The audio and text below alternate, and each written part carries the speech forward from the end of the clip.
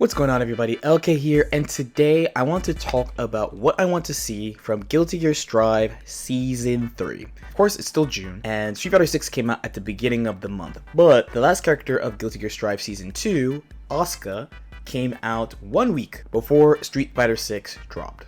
And they pretty much also let us know that a Season 3 is definitely coming, but I don't think it's that much of a surprise considering that the Guilty Gear World Finals are happening again next year.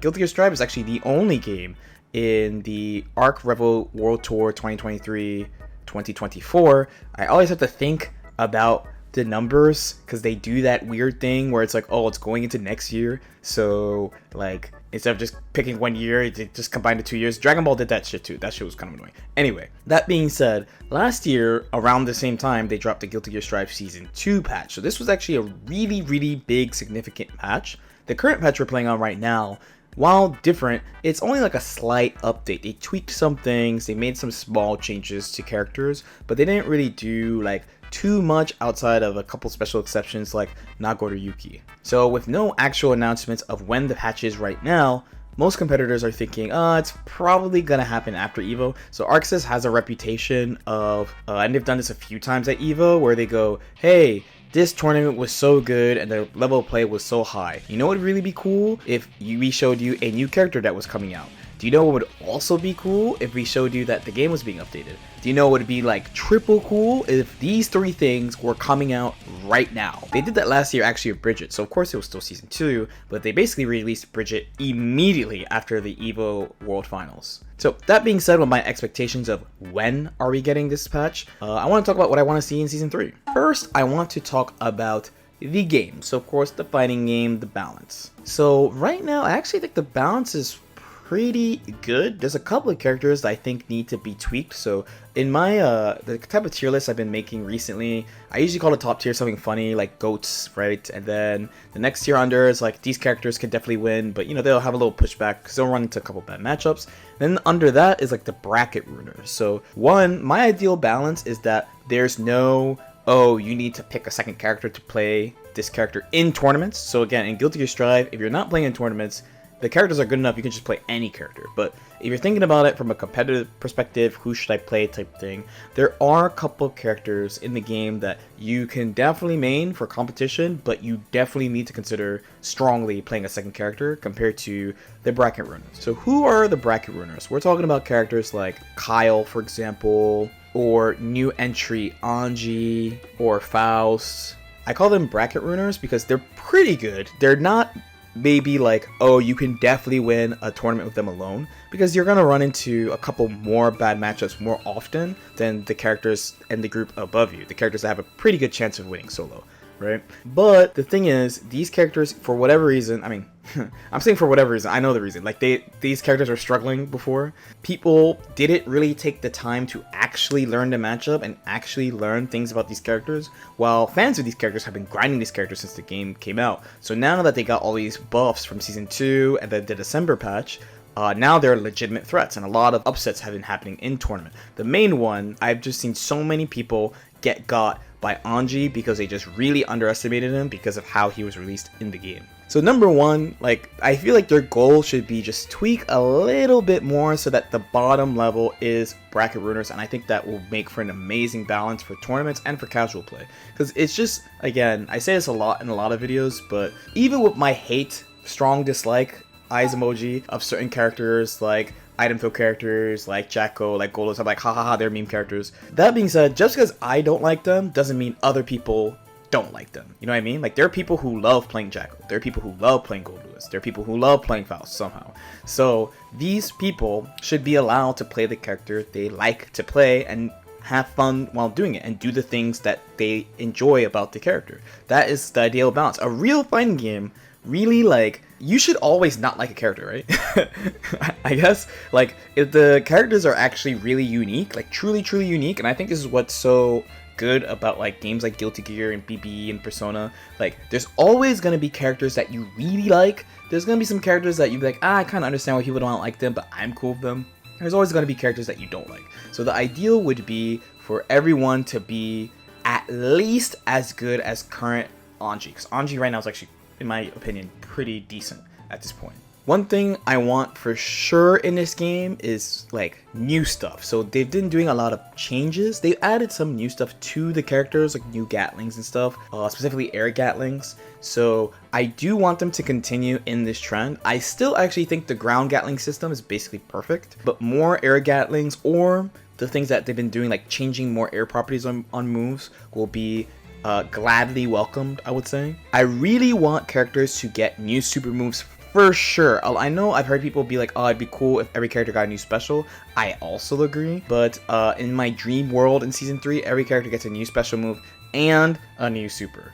Specifically though, what I want from the super is an upgraded version of an existing special move. So for example, for Baiken, maybe like a super Kabari or a super parry. Anji kind of already has a super parry, right? But imagine Anji with like a super fusion, or Milia with like a super disc. Septum is super disc, roll eyes, but it's not like actual super disc, right? Or Chip with a super command grab, or Potemkin with like super hammerfall or super flick or something, like just an upgraded version of the move for 50 meter that's kind of reminiscent of Force Break. One thing I really think is cool about Accent Chord ACR, it kind of depends on the person you talk to, but like many things in fighting games, when AC came out, people are like, Force Breaks are kind of memes. But I also think it's a kind of cool thing, like an EX moves in anime games, because surprisingly, if there's one thing that's not that common in the mainstream anime games, it's EX moves. And even then, like Persona has EX moves, but in vanilla, EX moves weren't super standout. I guess in Ultimax they're a little bit better off the top of my head, but in vanilla Persona, like EX moves were not like a super huge deal. They were definitely like combo contexts and like some mix-up things that you could do, but I don't think it's anywhere near the level of like Force Breaks. I definitely see a pattern. I'm going to point to a certain character here, like a Bedman. I definitely see a pattern with some characters of they're kind of like spooked, of like, we have this cool idea, but we're afraid it's gonna be really broken because we fucked up and we made Happy Chaos and this shit was crazy. So we don't want to make that mistake again, because we learned our lessons from the past in Blaze Blue of people dropping the game really fast because we made broken characters that were cool for some people. Again, like you shouldn't like all the characters in a fighting game, I think, but they went too far. So then they go whip back the other way and they get scared of making a character like too good. So I feel like making the super an upgraded version of a special move for 50 meter is a nice little balance. Like again, 25 meter you get really fast, so I think 50 meter is fine. The new special can be literally whatever. There's going to be waves of people being like, bring back X move from this character, or bring back Y move for this character. I hear this a lot for Baiken. I hear this a ton for Milia. Surprisingly, I don't hear it that much from Chip. I guess they're understanding that Chip is really good. I almost said something else. That Chip is really good, you know. But new thing's good. Cool. I really want the wall to have a health bar.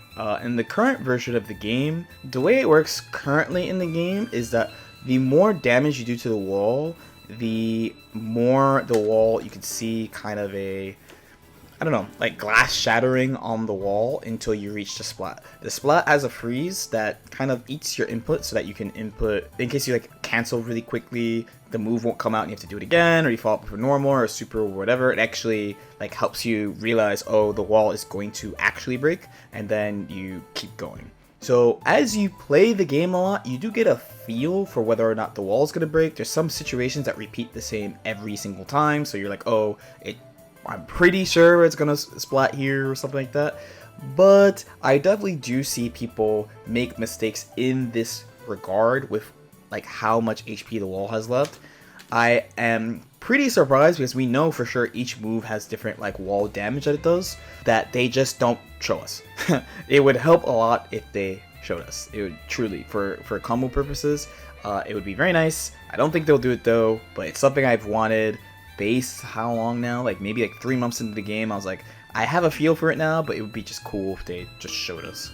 So this is circling back to balance just a little bit more, but whatever changes they're going to do, because, you know, they're going to do balance changes outside of the stuff that I've asked for like, oh, it'd be cool if we got a new super or a new special or some new air Gatlings or something like that, where they're going to do balance changes. I'm kind of cool with them dartboarding a couple of these changes. So what I mean is, we just call this dartboarding because of BlazBlue. So there are versions of BlazBlue where certain characters, not everybody, honestly, let's say everybody, but especially certain technical characters like Lychee. Like I played Lychee for maybe like the first 5 versions of BlazBlue: BBCT, BBCS1, 2, BBCS Extend, and then the beginning of Chrono Phantasma. Even though I kept her in the pocket for like the entirety of Chrono Phantasma, she was like my main in that game. A really recurring theme of her, it didn't feel like they knew what to do with the character, so they would just do crazy shit. Like every patch, they would just go nuts with the changes. There would be a couple of like, oh, it's really obvious why they did these couple of changes, but outside of that, we're just like, dude, like, what are you doing? Like, to the point where, I mean, you know, I was new to fighting games too. I was the same as some of y'all soul mains, for example. I've definitely heard this from y'all. I used to say this too before learning. They ruined my character. I used to say that every year. Every year, once a year, I'm like, they ruined my character. They totally changed her from the bottom up, and oh my god, right? So obviously you don't want to go that far. Also, by the way, it's a terrible feeling. It's a truly, truly terrible feeling. So I do kind of feel y'all on that. I think it would be cool if there was like 1 or 2, like, wow, why? And some of y'all might think, oh, they already do that.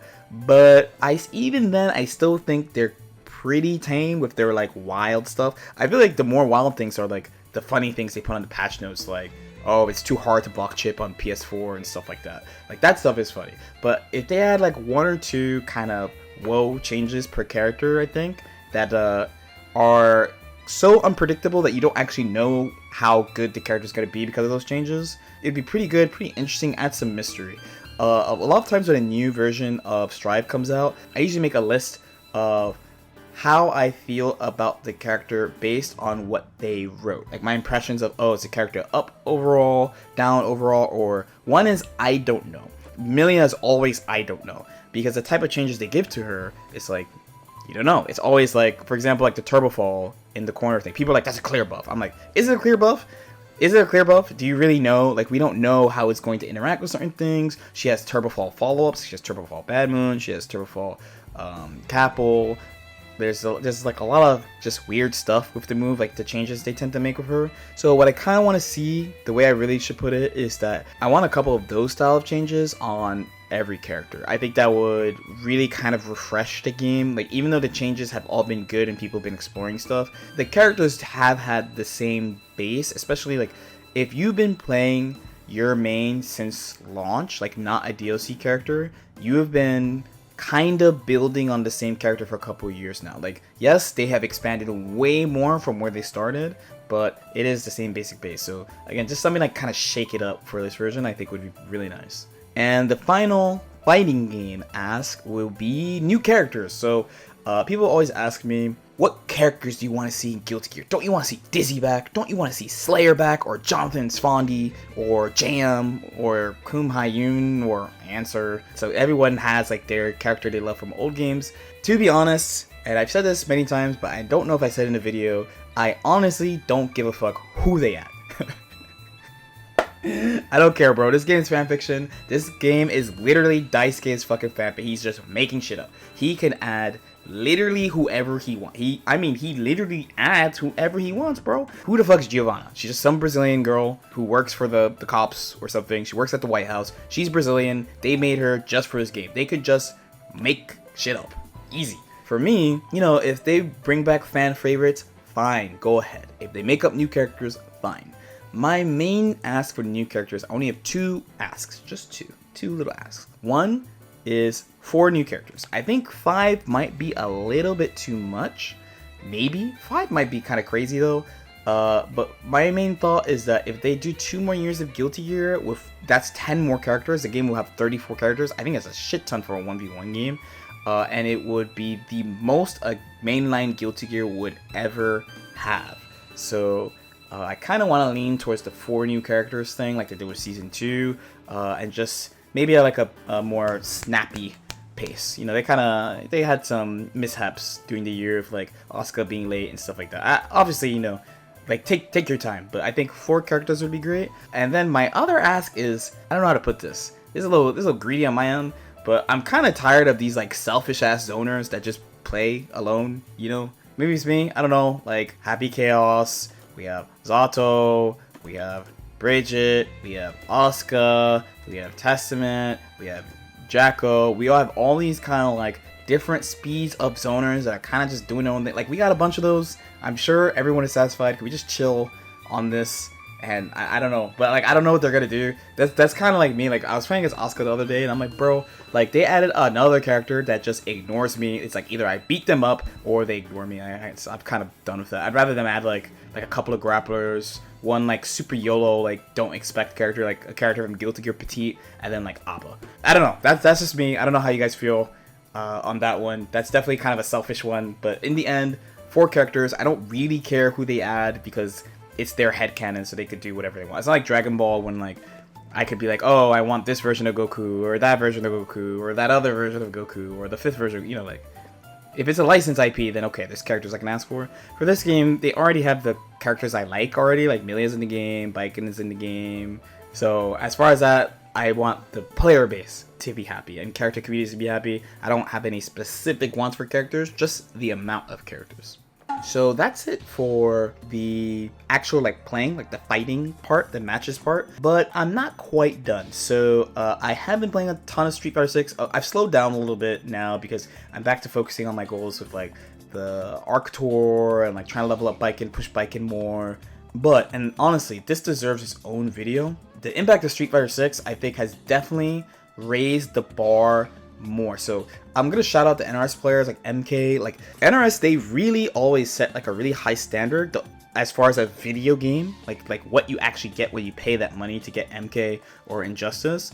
The only thing is that NRS games just never had like a really good reputation in amongst tournaments, mostly because the character power is pretty high, the game animates kind of funny, the game has, surprisingly, we're talking about how new games are too easy, like the game has like simpler inputs designed for pad, like down forward for fireballs and stuff like that. So people used to always like turn their nose on MK, it's like, this game's kind of for scrubs. Despite NRS, I will give them 100% credit, they've been doing this for a long time, and to be honest, like BB and like Persona, some of the older ArcSys games, I feel like they did this too, but I kind of think they were focusing a lot on like marketing and using esports for marketing and getting used to engaging with the community, getting used to doing like games as a service type thing with the Street Fighter 5 generation. I feel like the Street Fighter 6 generation is going to, it's a combination of things. So Guilty Gear strives at the end of the last generation of fighting games, so that forces everybody to have good netcode because everyone's on Guilty Gear because of the netcode, right?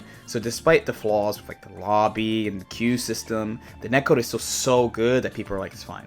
But with Street Fighter 6, it really just does what it's supposed to do. Like, the queue is crack. Like, you really just sit there and get matches once every 10 seconds. I got to, like, Diamond level. I got really close to Master. I kind of stopped, like, right before Master. Apparently, there's only, like, 1,500 or so people with Master rank, but you could still sit there, just queue nonstop. They still have a lobby, like Guilty Gear Strive, and then they have a whole one-player mode, which I'm actually looking forward to playing. I haven't booted it up yet, but they have a one-player mode that's also like secretly a tutorial. Strive does have this one-player thing, but it's way more direct. Like mission mode is pretty directly like this is how you play the game. It does really teach you a ton of stuff, but I don't feel like people really use it like that. I don't even know how many people have actually done this mode, but when the game came out, I played through the whole thing. I made a video about it because I do kind of like the tutorials that ArcSys does because they're pretty engaging.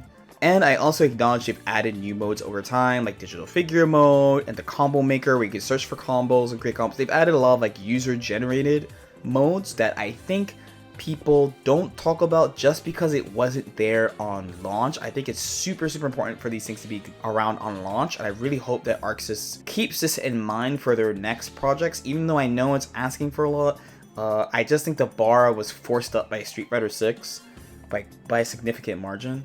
And some people, of course, are going to say, well, it should have always been like that. I'm like, yeah, you're kind of spitting. So really, they really need to just focus on the user experience. So like the lobby, I can't believe we're still getting trolled by the lobby, so that's like a big thing. The queues need to one, work, 2, be faster, 3, be like way more accessible. So there is a queue here.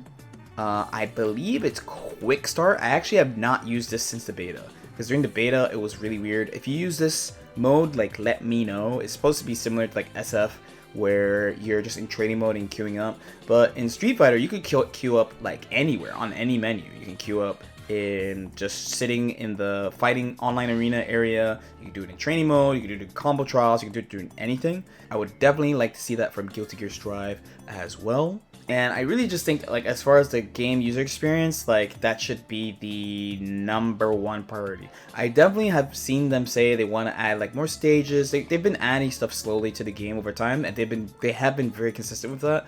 But I think the overall user experience of how to get from like just menus to playing can definitely be turned up. At this point, I don't really expect them to add any other one-player modes. They actually advertised this game with a 2v2 co-op mode that I was pretty hyped to play. Like, I remember talking to Kizzy, shout out to Kizzy K, and I was like, man, it's gonna be really fun. Apparently you could do it online, we could just do the arcade, and especially early in the game, people were like, oh, did you fight Boss Nagoriyuki and stuff like that? The answer is, I probably would have played against Boss Nagoriyuki if there was a co-op mode, but there's not. So in my head, I have no reason to boot up one-player mode. So the fact that Street Fighter has both the lobby, so we have a lobby too, but that's the main way we have it, right? Then it has a traditional queue with traditional ranked. So it would be also very nice to have the tower. I totally understand why they do the tower, but Street Fighter system is also pretty good. And then they have this whole like kind of quasi RPG mode that also teaches you the game like a little bit more in depth. In depth in that like the experience of it, of like it being kind of RPG-ish, as opposed to the mission mode, which is very in depth in teaching you how to play Guilty Gear, but maybe not like the best experience for someone who's just trying to like vibe. Because the main one-player mode that's not like Combo Maker or Digital Figure is, of course, where is it? Oh shit. The story mode that I haven't played. Because it's a movie. Wow. By the way, pro gamer, by the way, don't know where the story mode is. That should tell you everything you need to know about this game one-player mode, man. But alright, those are my main asks for Season 3. I know it's a lot, but they've had more than a year. Because, you know, the last patch came out in June 10th, 2022. So they have more than a year. So I'm hoping they have some extra surprises besides the things that let me say this again. So they've had more than a year, so I'm hoping they have some extra surprises to show us besides the things that we already kind of expect are coming. Let me know how you guys feel though. As usual, definitely feel free to leave a question or comment in the comment section below. Shout out to all the people on Patreon who are supporting, and all the people who are following my Instagram. Follow me on the gram, right? Like and subscribe if you guys feel like it, and I'll see y'all next time. Peace out.